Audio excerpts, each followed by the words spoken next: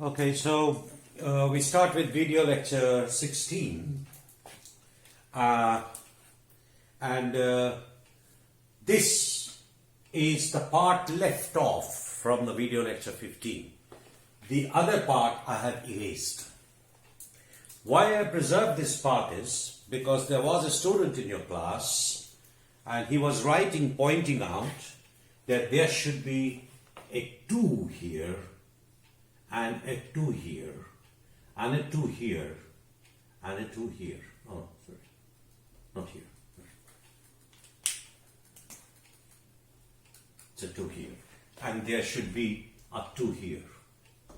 The reason is because there is mixing on 2 sides, and therefore this should be multiplied. Just like you have a 2 here, you should also have a 2 to account for 2 sides of mixing. So that is why I have preserved this part of the equation. So it was right that you find it out.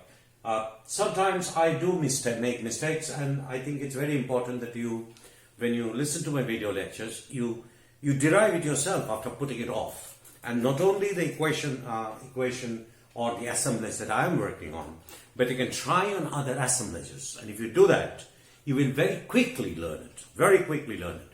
And if there are questions, what I will do is, I thought it was successful that I discuss those questions in a subsequent video lecture. That makes clear to the whole class, and I think that's a good way of doing it. So here, these were the mistakes, and this is what it is at the moment. Now, I will erase the whole thing, and we were talking about this assemblage, olivine, orthopyroxene, quartz, and we wrote 2 reactions, reaction 2 and reaction 3. We could have written another reaction with Mg2SiO4 plus SiO2 and Fe2SiO3 that I've explained why I've taken the iron end member and not the magnesium end member. I could have taken it. And there are 2 independent reactions, so I had to choose 2 of the 3, and so I chose this.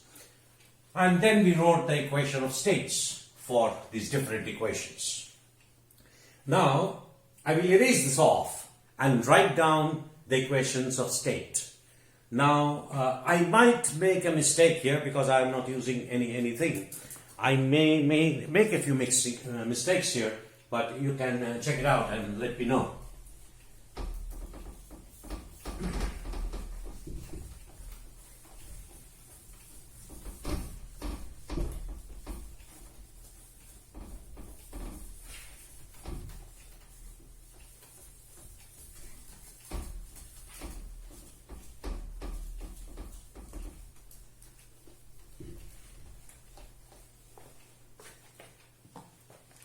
So let me write for reaction 2, the equation will be 0 is equal to delta H0 R2 minus T delta S0 R2 plus P into delta V0 R2 plus 2RT ln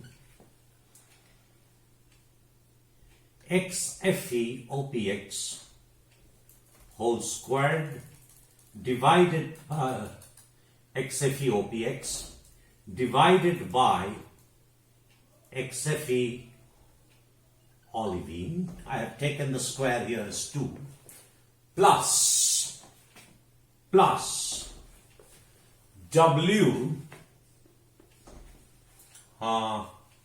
FEMG OPX into 1 minus XFE OPX whole squared minus WFEMG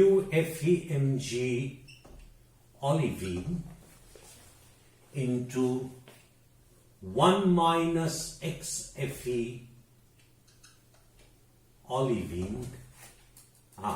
This is what it should be. Plus 2 minus 2.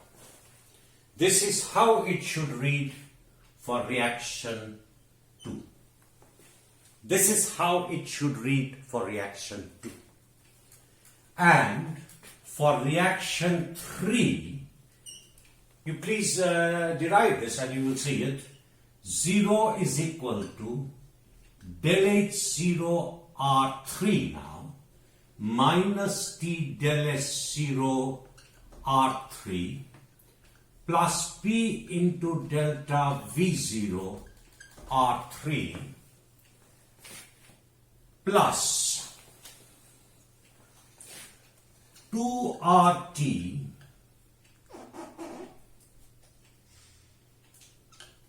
ln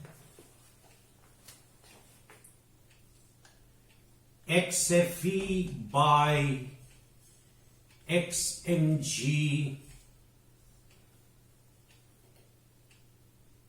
olivine divided by XFE by XMG OPX plus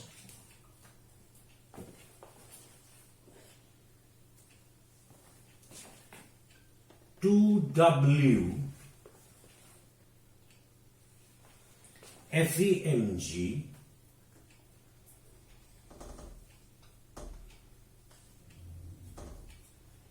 olivine into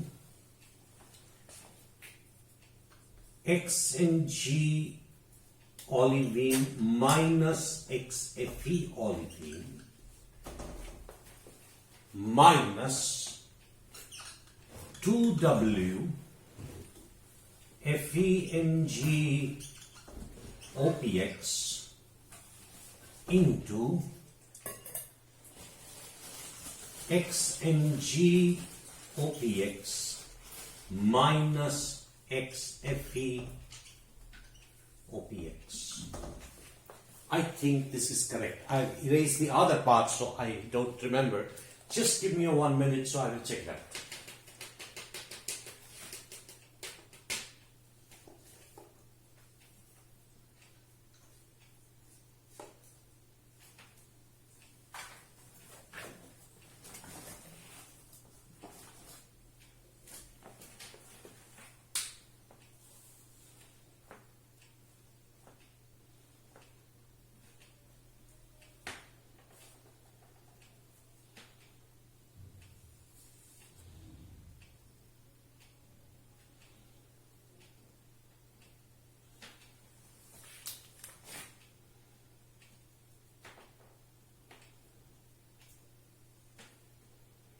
Looks okay. So it looks okay. So this is looks okay. There might be, if you can derive it once more and just check, and maybe it's all right. Quartz is missing here. That means in reaction 2. The reason I told you in the last class, because SiO2 is a pure phase. We consider it to be a pure phase. Now here there is something important. This part of the equations, as you can see here, this part, or in this reaction, this part. Now if you look at these two parts in the reaction 2 and reaction 3, these do not involve any compositional terms. They do not involve any compositional terms. All of them are delta V0 is a term which the pressure temperature we have neglected, remember. Delta S0 again changes due to pressure temperature we have ignored, that was our assumption.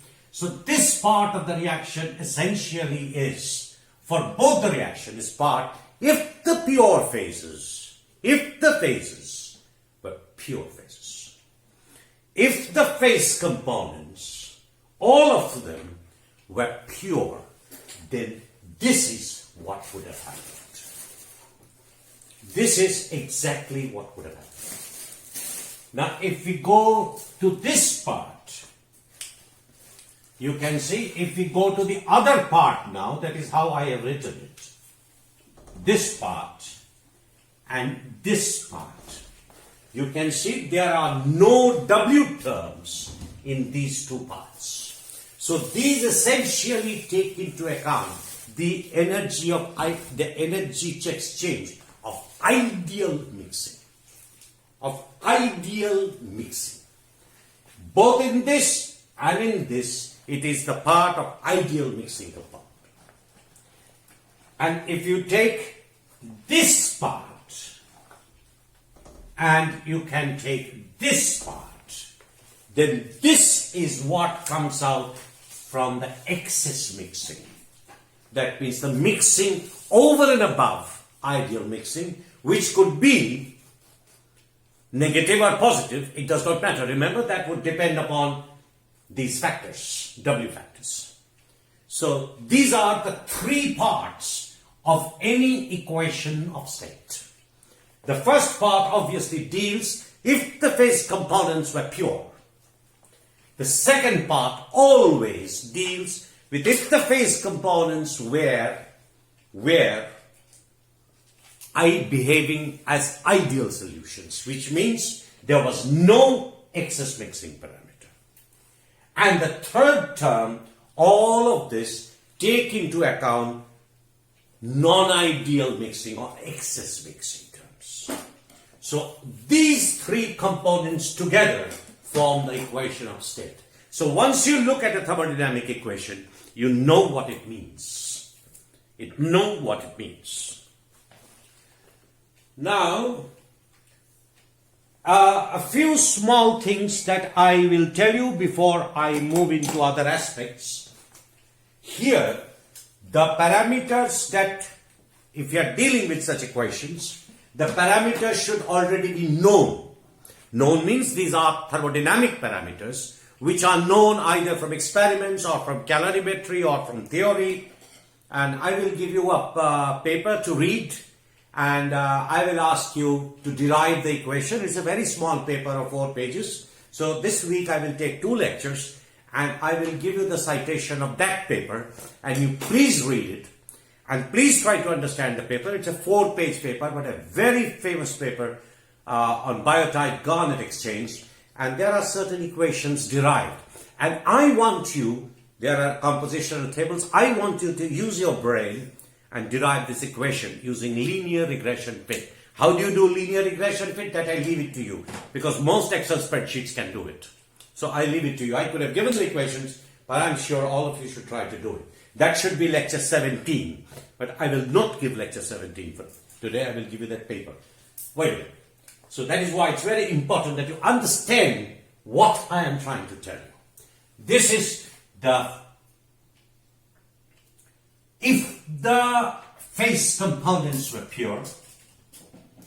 This part is if the phase component behaved ideally. This one, if there was excess mixing. Same applies to reaction 3. Now, in these terms where I am tick marking, these are all thermodynamic terms which are known. All thermodynamic terms, these are known. Here, this one, W parameters. These are supposed to be known. Otherwise, you can't work with this equation. So, you know delta H0, delta S0, and delta V0. You know R, of course, it's an universal gas constant. You know the 2 W values. If not, you can take the W values as 0 if you don't know it. If there is no constraint. That means you're forcing ideal mixing in your system without having a constraint. Without having quantified it, you're proposing that, okay, let us see, the 2 cations, iron and magnesium, are mixing ideally. That is the condition that you impose. So any omission of these equations would result in an assumption. So now if you look at this term, these blue terms are ones which are thermodynamic parameters. These are known. Now I will tick mark those that you can determine using some of analytical techniques or analytical equipments which you can find out. This includes XFeOPX and XFE olivine. Remember, XFeOPX is 1 minus XMGOPX and XFE olivine is 1 minus XMG olivine. So once you find out the composition of an olivine and the composition of orthopyroxene, then you should be able to find out these two parameters. So as you say, this and this are also known. So if you look at reaction 2, delta H, delta S, delta V0R is known. The compositional W is known, the two W's are known, and the compositional terms are known. So what are the variables?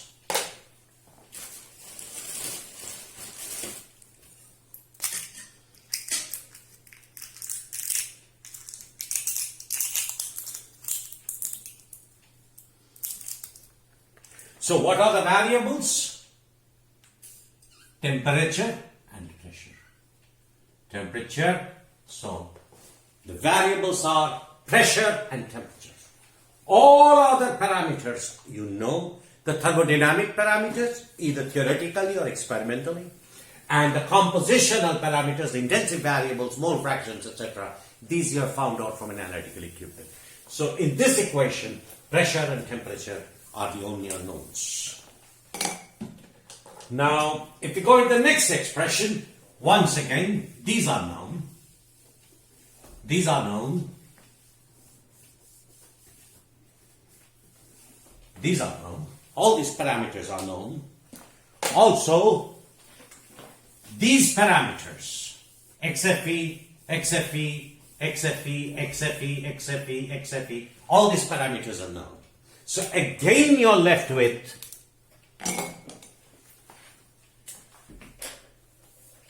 temperature, pressure, and temperature. So now this equation, this reaction leads to this equation of state. This reaction leads to this equation of state. And you have two equations of states and you have two variables. So what happens if you take a pressure-temperature diagram? If you take a temperature-pressure diagram and you know exchange reactions have steep slopes and other reactions have more gentler slopes, so you have two reactions. You have reaction 2 and reaction 3. These are the two reactions. So if you intersect them, they will form a pressure-temperature condition, and all of them will have an uncertainty value, and these are given by this. So you will have a pressure-temperature condition from this, and you will have the uncertainty value. So you have quantified the pressure-temperature condition of this assemblage. Pressure-temperature condition of this assemblage, for which these are the compositions of the minerals, the ones in red. Now if you see, if you go to another rock and analyze it, what will change? None of the blue ticks will change. None of the blue ticks will change. None of the green, now the red ticks might change if you change the composition of the rock. The red ticks will all change, they will have different values. So what will happen? Obviously, olivine, orthopyroxene and quartz, they will be in equilibrium with another set of condition. For that set of condition, you will have another set of two lines and they will give you another point. This arises in the case where minerals are zoned. When minerals are zoned, we don't go into this more complex issue, it's very complicated. But the point is that if you change the compositions, the pressure temperature condition will also change, might change. It is possible that even after you change the composition, the pressure temperature that you get remains the same. That means both the compositions equilibrated at the same pressure and temperature, regardless of the composition of the rock. So both the rocks equilibrated with different chemical compositions of the minerals, they're all equilibrated at same pressure temperature condition. This is what we have till now. Now, We will do this expression, the reaction 2, a little later. At the moment, we will first deal with reaction 3. To tell you a little bit more about reaction 3. Remember that this is an exchange reaction, and I have told you repeatedly that the volume change of an exchange reaction is normally very small. Delta V is very small. So for the Clausius-Clapeyron equation, dP by dt is equal to del S by del V. If del V is small, then dP by dt has to be very large. So these reactions have steep slope or nearly parallel to the pressure axis, because the delta V change is very small for exchange reactions. Now, for the moment, I will omit this at the moment, and we will talk of the exchange reaction first.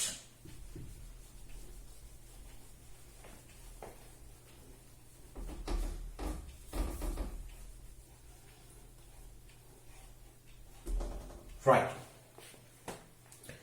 If I take this reaction, and if I can take the t terms to the left, all the t terms to the left, then I will have a situation where I will have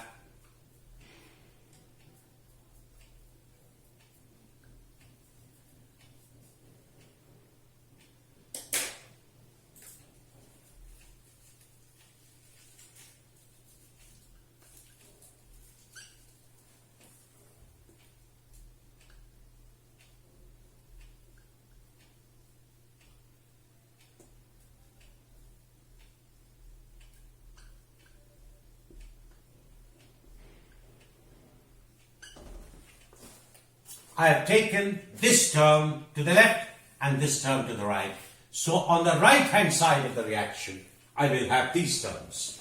Del H0 R3 plus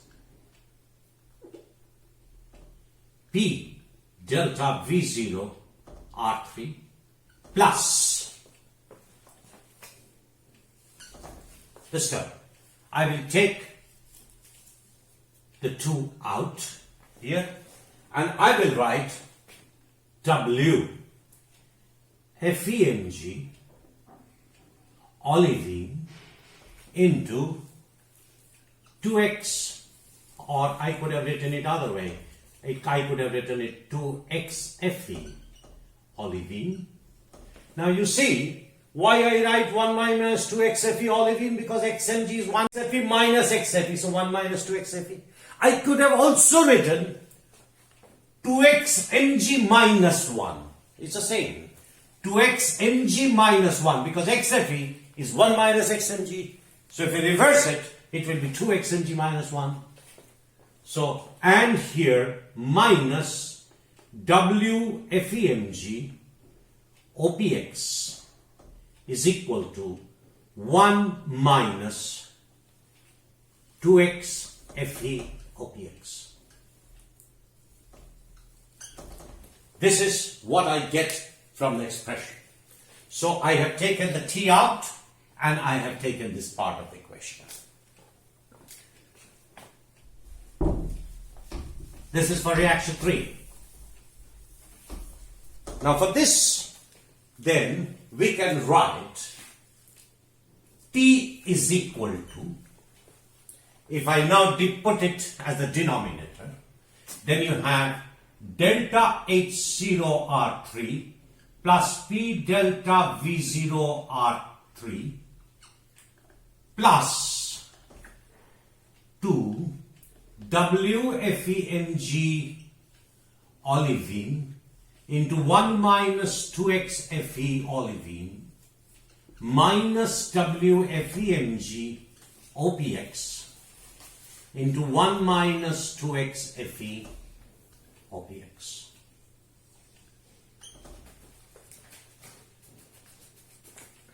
And below this, I can write del S0 R3 minus 2R ln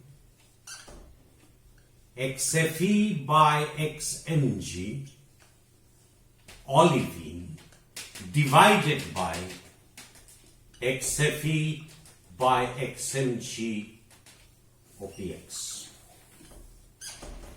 This is what becomes the expression now. Now I can erase this part.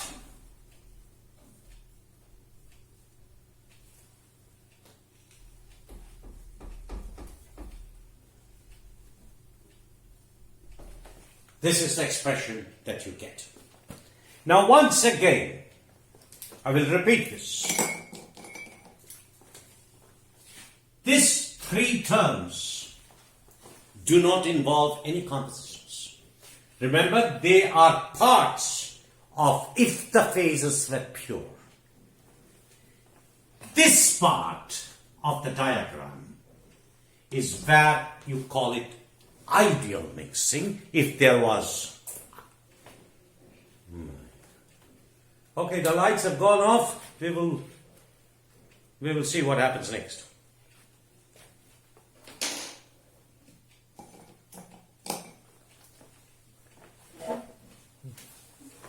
এটা of করে দাও তো।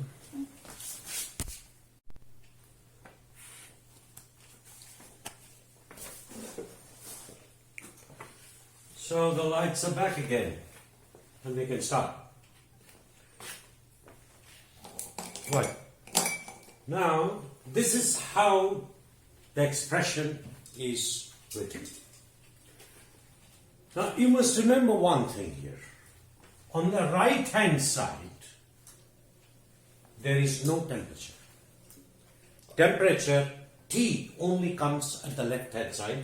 Remember, in thermodynamics, T is always in degree kelvins. T is always in degree kelvins. So once we have it, the right-hand side does not have the temperature term. But it has these thermodynamic terms, which I ticked as red. We also have the thermodynamic terms W and W, and of course universal gas constant R. And then we have the compositional terms, which I told you before. This is a completely compositional term, this is a compositional term, and this is a compositional term. So you can see in this, temperature is the unknown, and it is only a function of pressure. Only a function of pressure. So if the composition terms are known and the thermodynamic parameters are done with, then if the composition is known, then you can find out temperature as a function of pressure. But we also know that this delta V term is very small. So the equation should be essentially, if we could somehow ignore this term for the condition delta V is equal to 0, then if you knew these thermodynamic terms and you had a compositional term, you can find out the temperature in degree kelvins. Of course, if you would like to have it at degree centigrades, then the only thing is minus 273.15. But for all thermodynamic calculations, temperature is in degree kelvins. Now is you have to try and understand something very interesting.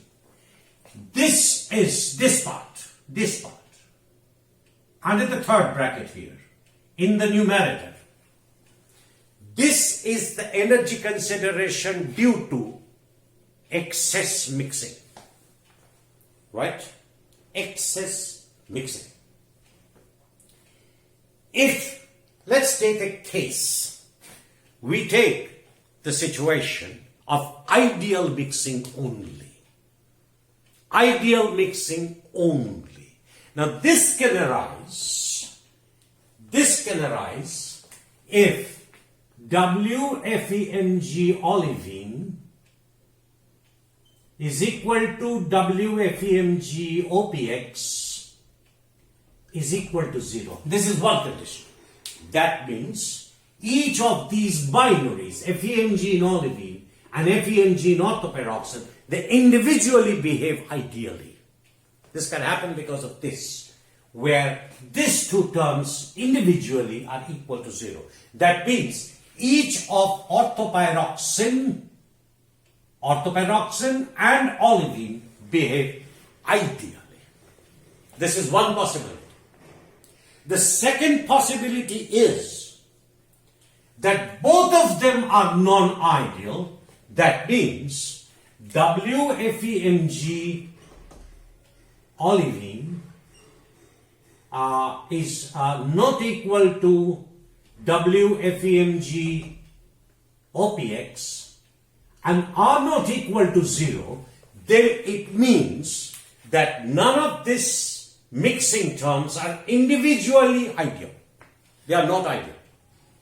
But it may so happen, by a stroke of luck, that the whole term, the effect of this and the effect of this neutralize each other. Then you can get a term which is equal to 0.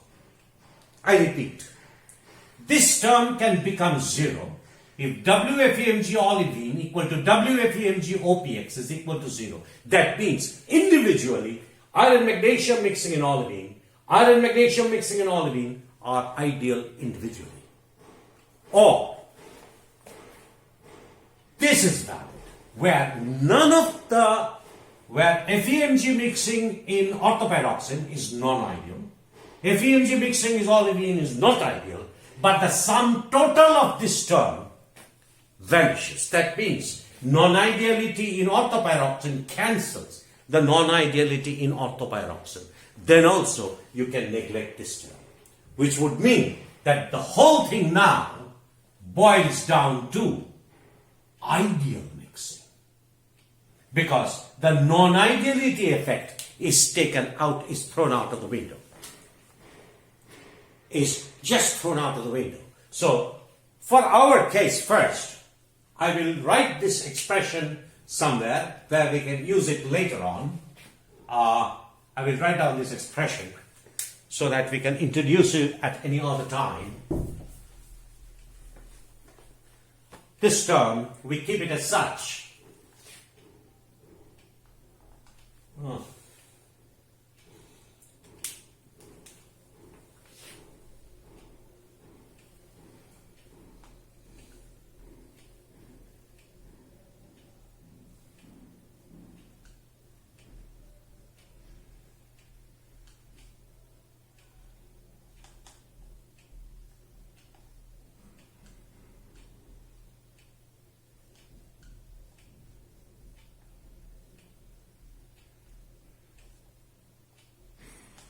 We preserve this term, but for our further discussion, we ignore the term and see what effect does it have. So now, our expression now will become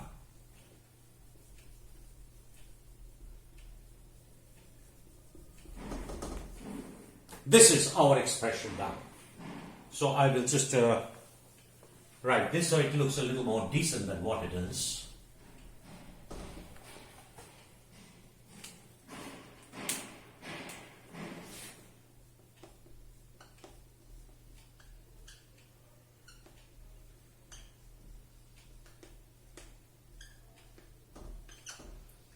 This is now how it looks, without the non-ideal terms which was added here. So what has happened? Now we have delta H P delta V0 divided by delta S0 plus R. You still now see that since these thermodynamic terms are known, if you know the composition of the mineral phase, then there is, if for the moment we neglect this term, because as I told you, delta V is normally very small, so the total effect of this is quite small, unless of course P is very high. So numerically, this term contributes very little to the thermometric equation, the reaction, because the equation is almost parallel to the pressure axis. So we have delta H0R3, del S0R3, and this term. So if you know the compositions of the phases, then you can find the pressure temperature. If you change the composition term, the temperature changes will be different. Okay? So we see this, that this is an essentially a thermometric reaction, which essentially in a pressure temperature space. So essentially how we are looking at this is, if you take a temperature pressure diagram here, if you take a temperature pressure diagram and you have a reaction, now you see,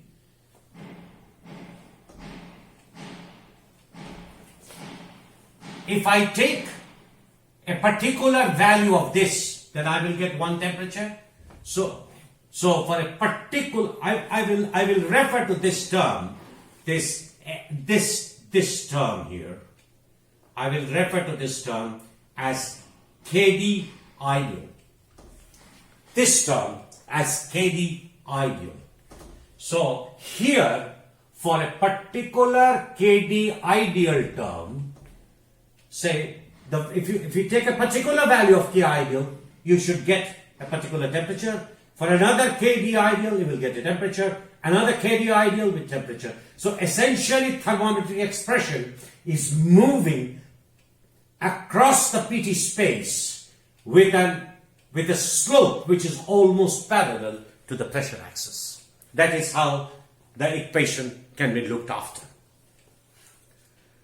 Have you understood? So, if for a particular KD value, which I have written KD ideal, because this is ideal exchange. So, for a particular KD value, you will get a particular temperature if we neglect the pressure completely. If the pressure is not neglected, then either you will have a small positive or a negative tilt depending upon the delta V value. But whatever it is almost parallel to the pressure axis. So, for a particular KD value, you have a slope like this. For another KD value, you have a slope like this. For another KD value, you can have a slope like this. So you will have different positions of the reactions depending upon the KD value. Now, there is an important part. Let me do this.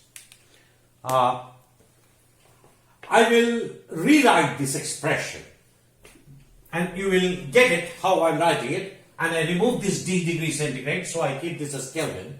If I rewrite the equation in the earlier form, it will look like 0 is equal to del H0 R3 minus T del S0 R3 plus P delta V0 R3 plus RT ln KD. I have missed a 2 here. 2 RT. This is how it will look like, the expression. This is how it will look like in the expression. Right? So now let's see what happens.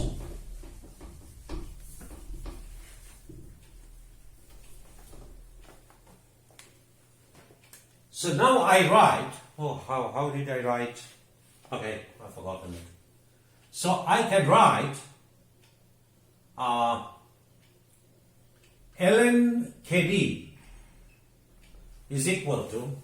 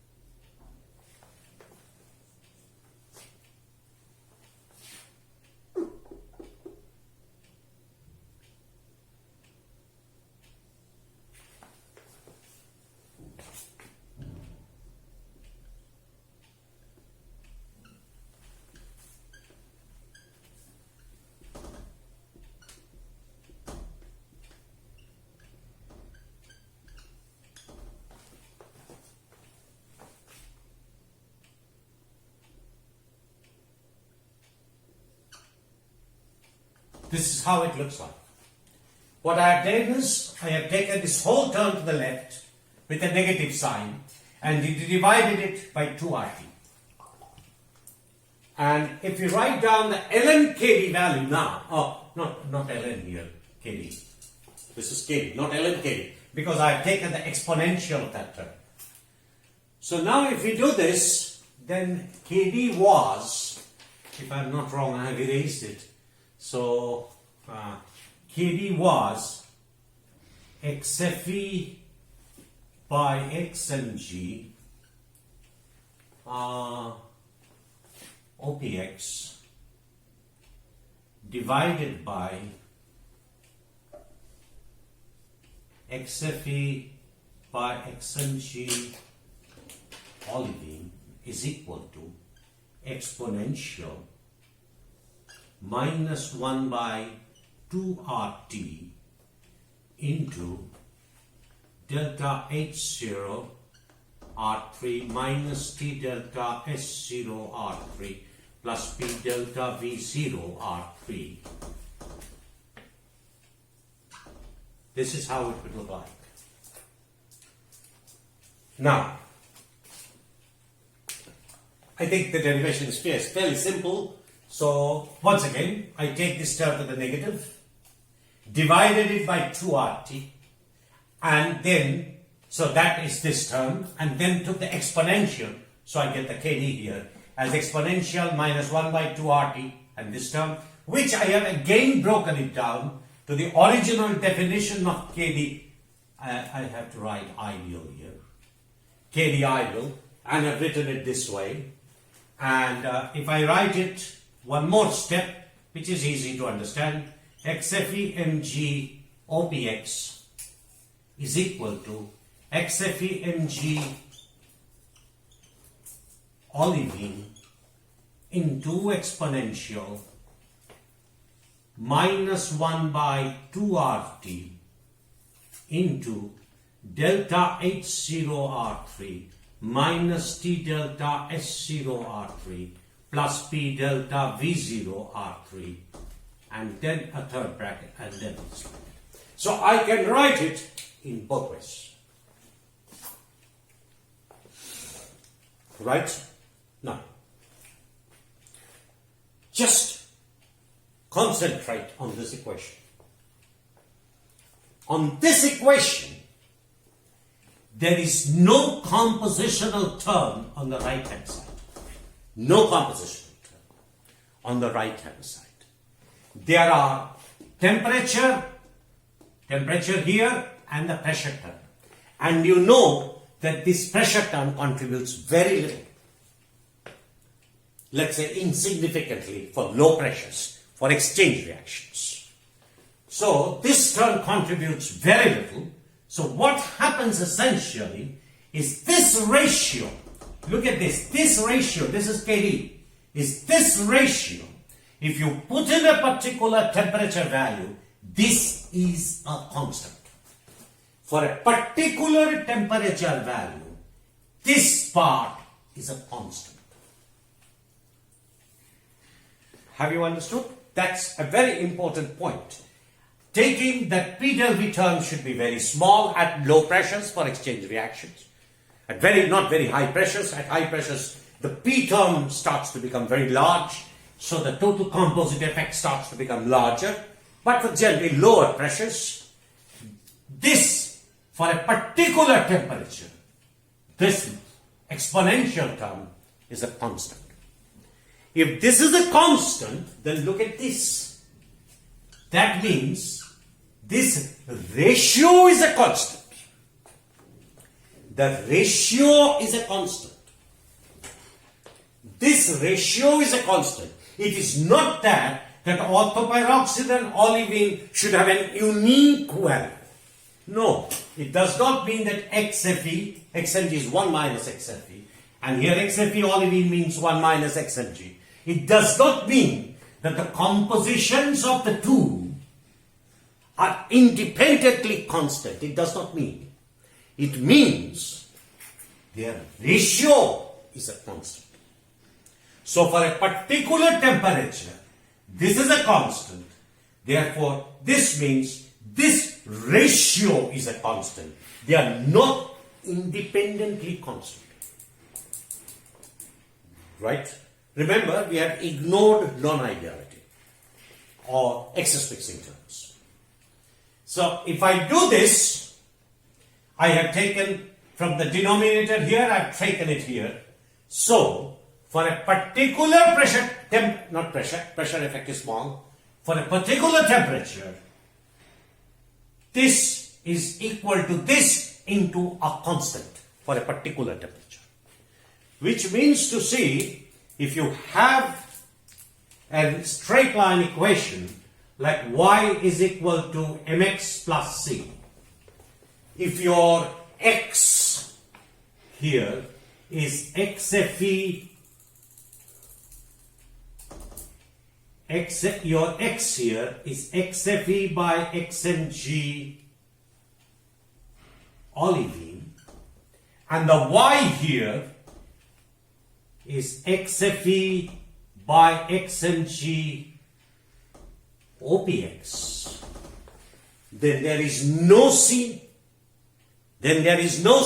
and this at a particular temperature is a constant. So at a particular temperature this is a constant, then this essentially the equation is that of a straight line passing through the origin, because c is equal to 0 here, because there is no other term c here. So what is happening, if we plot xfe by xmg olivine, which is the x term here, and we plot xfe by xmg orthopyroxene, which is the axis, the ordinate, the y-axis, then you will generate a straight lines passing through the origin. Let's see how this works.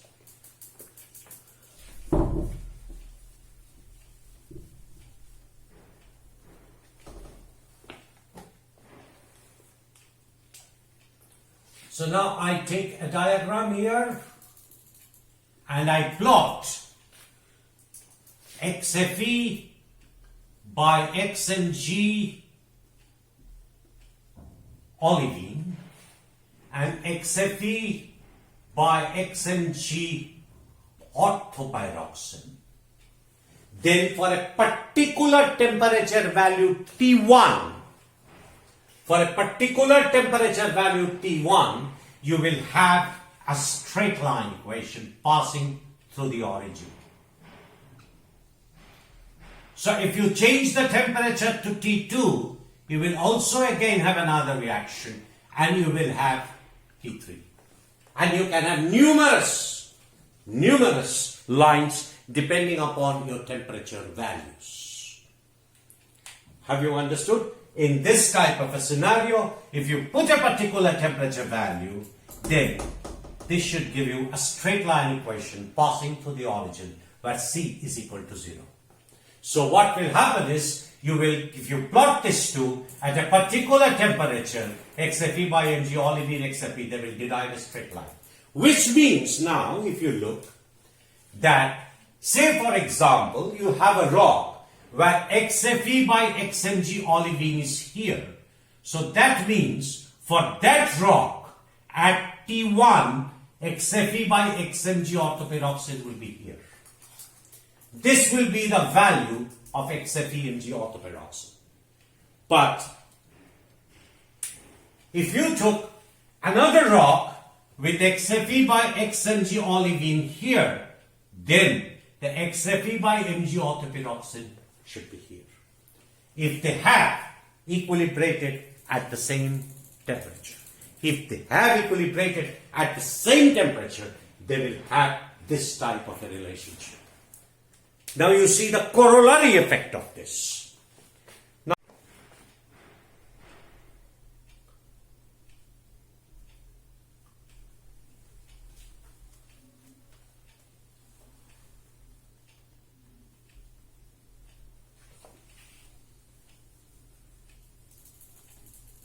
I will draw two diagrams.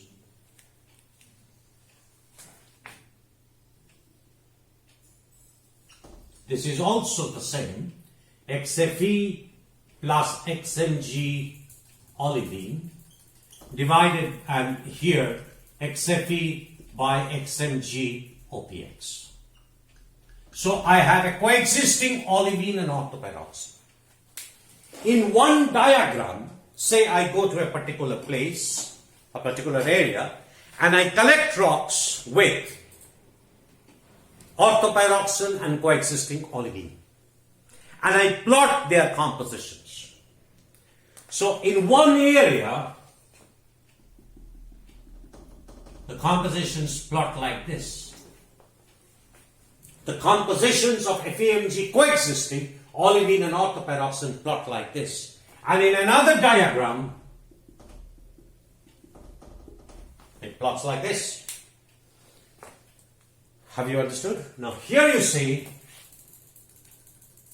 this passes through a line, passing through the origin. If I do a regression, it passes through a line, passing through the origin. But I can't pass any line passing through the origin for this area where XFEMG, orthopyroxene and olivine are scattered. So basically, it is enveloped by this line and this line. So in this area, therefore, you can see that orthopyroxene and olivine of varying compositions, they are lying on a line passing through the origin. That means these rocks, although they have different compositions, they are thermally equilibrated. That means they are in thermal equilibrium. If you are here, then you can see the coexisting orthopyroxene and olivine have equilibrated at different temperatures. They are not thermally equilibrated. They are not thermally equilibrated. Now this is an important plot. So when you go to an area and somebody says, okay, I have mineral A and mineral B, and I would like to know whether it is equilibrated. So what you do is find out its composition and plot these parameters, some of these parameters. If they define well-defined trains that passes through the origin, then you could say that, okay, these rocks have equilibrated at the same temperature.